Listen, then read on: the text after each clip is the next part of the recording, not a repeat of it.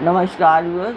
और आप सब लोग कैसे हैं? आशा करती हूँ आप सब लोग अच्छे होंगे, स्वस्थ होंगे और मेरा शिव पुराण का पाठ अवश्य देखते होंगे। तो शिव पुराण में सूत जी और शौनक जी की बात हो रही थी। तो हम जान लेते हैं कि कल तक हमने कहाँ तक पढ़ा था और क्या हुआ था, और सूत जी ने कहाँ तक शौनक जी को कथा सुनाई थी।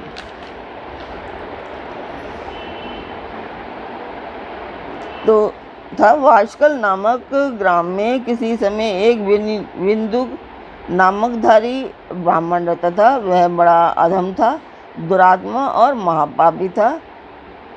यद्यपि उसकी स्त्री बड़ी सुंदरी थी तो भी वह कुमार्ग पर ही चलता था। उसकी पत्नी का नाम चंचुला था। वह सदा उत्तम धर्म के पालन में लगी रहती थी, तो भी उसे छोड़कर वह दुष्ट ब्राह्मण वैश्यागामी हो गया था। इस तरह कुकर्म में लगे हुए उस विंदुक के बहुत वर्ष बीत गए। उसकी स्त्री चंचुला काम से पीड़ित होने पर भी स्वधर्म नाश के भय से कलेश सहकर भी दीर्घ काल तक धर्म से भ्रष्ट नहीं हुई, परंतु दुराचारी पति के आचरण से प्रभावित हो आगे चलकर वह स्त्री भी दुराचारणी हो गई। इस तरह दुराचार में डूबे हुए उन मूढ़ चित्त वाले पति पत्नी का बहुत सा समय बीत गया। तदंतर शूद्र जातीय वैश्य का पति बना हुआ वह दूषित बुद्धि वाला दुष्ट ब्राह्मण विंदुक समय अनुसार मृत्यु को प्राप्त हो नरक में जा पड़ा। बहुत दिनों तक नरक के दुख भोगकर वह मूढ़ बुद्धि पापी विंध्याचल पर्वत पर भयंकर पिशाच हुआ। इधर उस दुराचारी पति बिंदुक के मर जाने पर वह मूढ़ हृदय चंचुला बहुत समय तक पुत्रों के साथ अपने घर में ही रही। तो कल तक यहाँ तक था, और अभी मैं बता दूं कि ये कंटिन्यू कर रही हूँ मैं उस मंदिर के लिए ही। और आप लोग सहयोग कीजिए, मेरा सब्सक्राइब कीजिए, लाइक कीजिए और शेयर कीजिए, ताकि मैं उस जो मेरा उद्देश्य है मैं उसे पूर्ण कर पाऊँ। तो उम्मीद करती हूँ आप सब लोग मेरा सहयोग अवश्य करेंगे। और आपको मेरा पाठ कैसा लग रहा है ये मुझे अवश्य बताएं। कुछ रामचरितमानस में तो कमेंट किए थे कि हमें अच्छा लग रहा है, पर इसमें किसी ने भी कमेंट नहीं किया। मुझे लगता है कि शायद किसी को अच्छा नहीं लगा, तो इसीलिए मैं कह रही हूँ। तो आप लोग मेरे को कमेंट करके ज़रा बताएं कि आपको ये पाठ मेरा कैसा लग रहा है, अच्छा लग रहा है या इसमें कोई कमी दिखाई दे रही है, तो मैं उसे दूर करने का प्रयास करूँगी, अवश्य प्रयास करूँगी। जितना मुझसे हो सकेगा मैं अवश्य करूँगी। तो मैं उस मंदिर की वीडियो डालती हूँ, आप लोग देखिए। उसमें ऐसे तो मैं हर वीडियो में उस मंदिर की वीडियो डालती हूँ, आप लोग जानते ही हैं। और जो लोग नए हैं वो लोग देखें। तो जो मेरे सब्सक्राइबर हैं मैं उन्हें थैंक्स करना चाहती हूँ, और जो लोग नए हैं वो भी सब्सक्राइब करें। तो सभी का, जो लोग देख रहे हैं, सब जो देख रहे हैं, मैं सभी का धन्यवाद करती हूँ, कोटि कोटि धन्यवाद करती हूँ। तो फिर मैं उस मंदिर की वीडियो डालती हूँ, आप लोग देखें और कमेंट बॉक्स से मुझे अवश्य बताएं कि आपको मेरा पाठ कैसा लगा।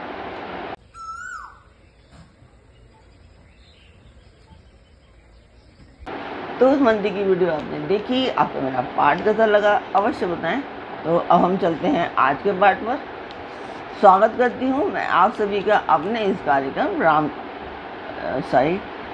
शिव पुराण के नेक्स्ट आगे क्या हुआ उसमें चलते हैं। तो जब चंचुला अपने पति के देहांत के बाद में अपने पुत्रों के साथ रही, तो एक दिन देवयोग से किसी पुण्य पर्व के आने पर वह स्त्री भाई बंधुओं के साथ गोकर्ण क्षेत्र में गई।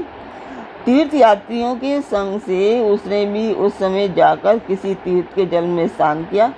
फिर वह साधारणतः मेला देखने की दृष्टि से बंधुजनों के साथ यत्र तत्र घूमने लगी। घूमती घामती किसी देव मंदिर में गई। वहाँ उसने एक देवज्ञ ब्राह्मण के मुख से भगवान शिव की परम पवित्र एवं मंगलकारिणी उत्तम पौराणिक कथा सुनी। कथावाचक ब्राह्मण कह रहे थे कि जो स्त्रियां पर पुरुषों के साथ व्यभिचार करती हैं, वे मरने के बाद जब यमलोक में जाती हैं, तब यमराज के दूत उनकी योनि में तबे हुए लोहे का परिघ डालते हैं। पौराणिक ब्राह्मण के मुख से यह वैराग्य बढ़ाने वाली कथा सुनकर चंचला भय से व्याकुल हो गई और वह कांपने लगी। जब कथा समाप्त हुई और सुनने वाले सब लोग वहां से बाहर चले गए, तब भयभीत नारी एकांत में शिव पुराण की कथा बांचने वाले उन ब्राह्मण देवता से बोली। चंचला ने कहा, ब्राह्मण, मैं अपने धर्म को नहीं जानती थी, इसलिए मेरे द्वारा बड़ा दुराचार हुआ है। स्वामी, मेरे ऊपर अनुपम कृपा करके आप मेरा उद्धार कीजिए। आज आपके वैराग्य रस से ओतप्रोत इस प्रवचन को सुनकर मुझे बड़ा भय लग रहा है। मैं कांप रही हूँ और मुझे इस संसार से वैराग्य हो गया है। मुझे मूढ़ चित्त वाली पापिनी को धिक्कार है। मैं सर्वथा निंदा के योग्य हूँ, कुत्सित विषयों में फंसी हुई हूँ और अपने धर्म से विमुख हो गई हूँ। हाय, न जाने किस किस घोर कष्टदायक दुर्गति में मुझे पड़ना पड़ेगा और वहाँ कौन बुद्धिमान पुरुष कुमार में मन लगाने वाली मुझ पापिनी का साथ देगा। मृत्यु काल में उन भयंकर यमदूतों को मैं कैसे देखूंगी, जब वे बलपूर्वक मेरे गले में फंदा डालकर मुझे बांधेंगे, तब मैं कैसे धीरज धारण कर सकूंगी। नरक में जब मेरे शरीर के टुकड़े टुकड़े किए जाएंगे, उस समय विशेष दुख देने वाली उस महायातना को मैं वहाँ कैसे सहूँगी।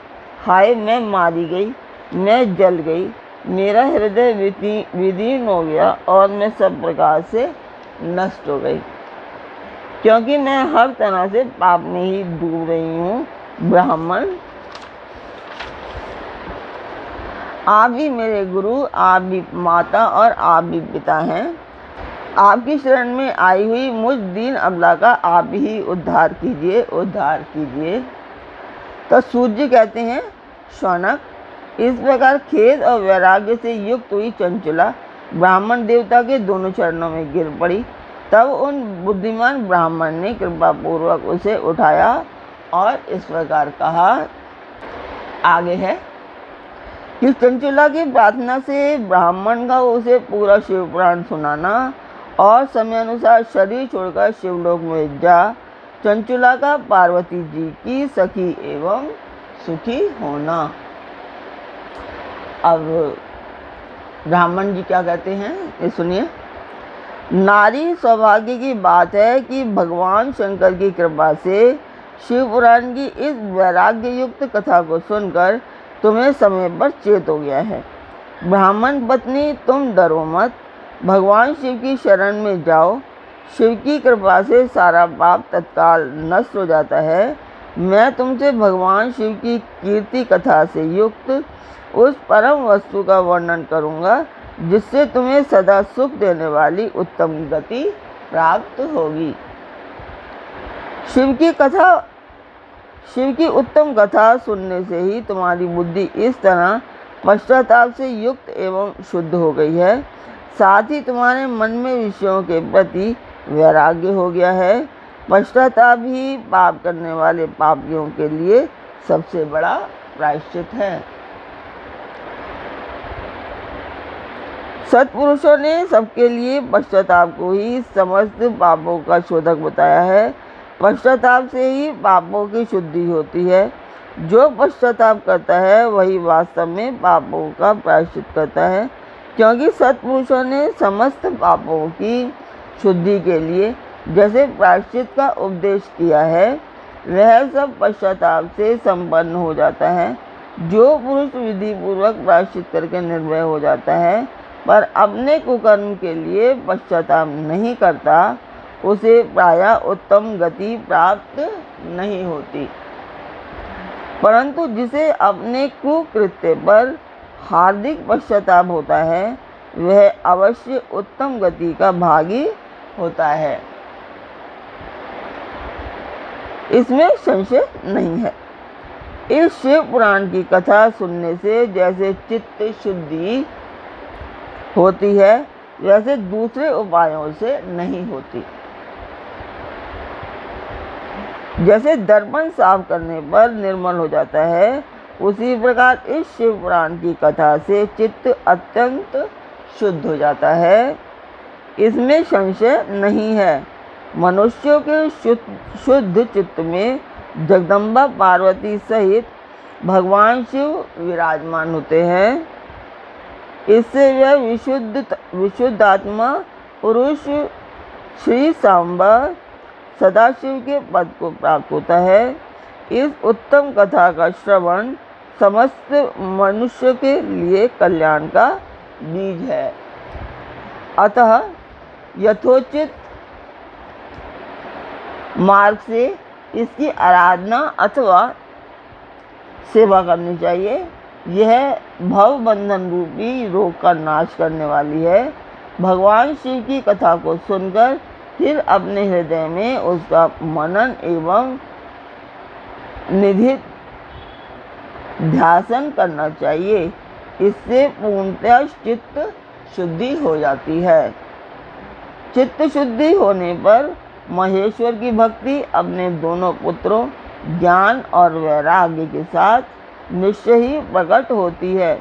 तत्पश्चात महेश्वर के अनुग्रह से दिव्य मुक्ति प्राप्त होती है, इसमें संशय नहीं है। जो मुक्ति से वंचित है उसे पशु समझना चाहिए, क्योंकि उसका चित्त माया के बंधन में आसक्त है। वह निश्चय ही संसार बंधन से मुक्त नहीं हो पाता। तो यहाँ तक आज का पाठ। इसके आगे हम कल मिलेंगे। तो कल फिर मिलते हैं एक नए पाठ में, एक नई उमंग, एक नई तरंग के साथ। तब तक के लिए